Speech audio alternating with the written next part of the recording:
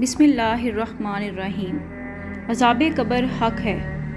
ہر مسلمان کا یہ عقیدہ ہے کہ موت کے بعد لحد کی آغوش میں جب بندہ پہنچتا ہے تو کافر و فاسق اور مومن و صالح وغیرہ سب کو قبر میں ان فرشتوں کا سامنا کرنا پڑے گا جو مردوں سے ان کے اعمال کے سلسلہ میں سوال کرنے پر مامور ہیں۔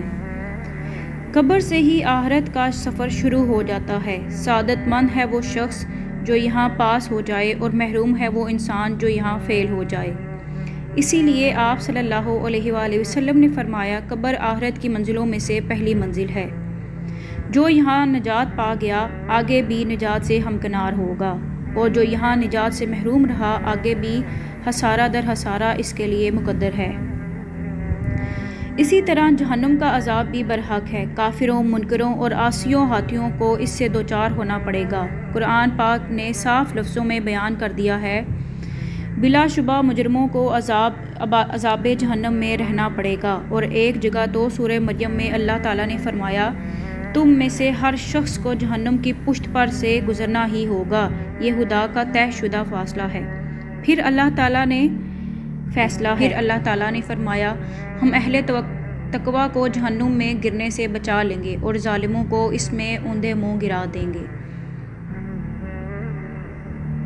اس آیت میں واضح طور پر بیان کر دیا گیا ہے کہ نیک مومنین عذاب جہنم سے نجات پائیں گے، اور جنہوں نے اپنے اوپر ظلم کیا، خواہ مسلمان ہو یا کافر، عارضی اور دائمی جہنم میں گرفتار ہوں گے۔ اللہ تعالیٰ ہم سب کو جہنم کے دردناک عذاب سے محفوظ فرمائے، آمین۔ اگر آپ کو گناہوں سے بچنا ہے تو روزانہ کم از کم 5 منٹ اور زیادہ سے زیادہ 15 منٹ عذاب قبر اور عذاب جہنم کا مراقبہ کریں۔ انشاءاللہ چند دنوں میں مصیبتوں سے بچنے کی طاقت و ہمت، دنیا سے بے رغبتی، خوف خدا اور آخرت کا دھیان نصیب ہونا شروع ہو جائے گا۔ موت و حیات کی حقیقت کیا ہے؟ جسم میں روح کے داخل ہونے کا نام زندگی ہے، اور روح کے جسم سے جدا ہونے کا نام موت ہے۔ ہر انسان کو موت آنی ہے، ہر ذی روح کو موت کا مزہ چکھنا ہے۔ انبیاء کرام علیہ السلام پر بھی موت کا آنا حق ہے۔ اس لیے حضور اکرم صلی اللہ علیہ وآلہ وسلم سمیت تمام حضرات انبیاء کرام علیہ السلام کو بھی موت آئی۔ البتہ حضرت عیسیٰ علیہ السلام کو آسمان سے نازل ہونے کے بعد مقررہ وقت پر موت آئے گی۔ قبر اسی زمینی گڑھے کا نام ہے جس میں انسان دفن کیا جاتا ہے، یہی اس کا حقیقی معنی ہے۔ البتہ قبر اسی زمینی حصے کے ساتھ خاص نہیں، بلکہ جہاں میت یا میت کے اجزاء اور ذرات ہوں وہیں اس کی قبر ہے، خواہ وہ زمینی گڑھا ہو یا سمندر کا پانی ہو یا جانور کا پیٹ ہو یا جو بھی جگہ ہو۔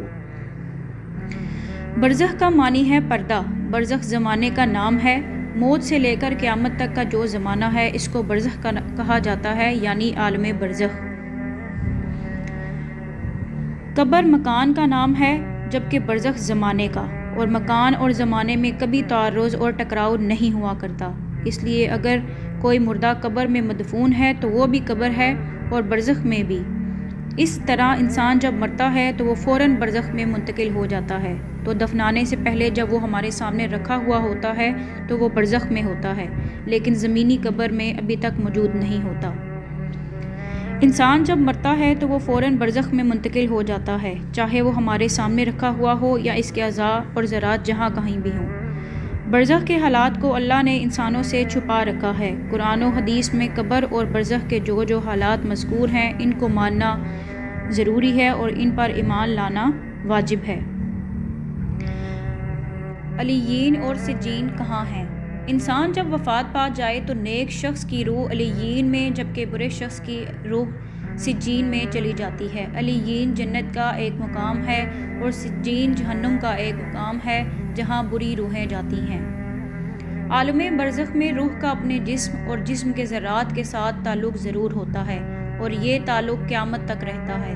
اسی تعلق کو برزخی حیات یا قبر کی زندگی سے تعبیر کیا جاتا ہے۔ یہ برزخی حیات ہر مسلمان بلکہ ایک کافر مشرک کو بھی حاصل ہوتی ہے، اس سے کوئی مستثنی نہیں ہے۔ البتہ حضرات انبیاء کرام اور شہدائے اعظام کو برزخ میں خصوصی حیات حاصل ہوتی ہے۔ عذاب قبر روح اور جسم دونوں کو ہوتا ہے۔ اسی تعلق اور برزخی حیات کی وجہ سے روح پر گزرنے والی ہر اچھی اور بری کیفیت جسم کو بھی محسوس ہوتی ہے۔ گویا کہ عالم برزخ کے عذاب و ثواب میں روح اور جسم دونوں شریک ہوتے ہیں۔ یہی عقیدہ ہے۔